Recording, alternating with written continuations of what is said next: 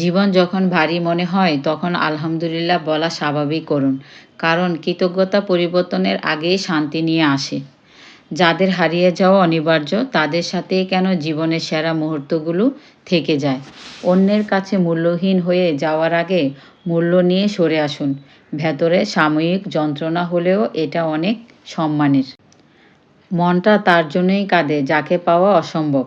আমি তখনও তোমারই থাকব যখন আমি থাকব না।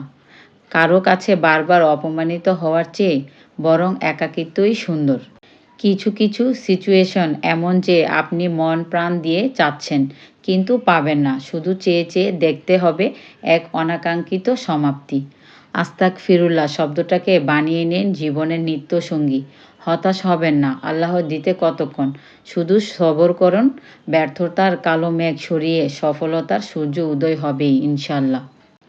ভেবেছিলাম সব শেষ, কিন্তু রাসূলুল্লাহ সাল্লাল্লাহু সাল্লাম বলেছেন, যার দুঃখ বেশি তার প্রতি আল্লাহর রহমতও বেশি।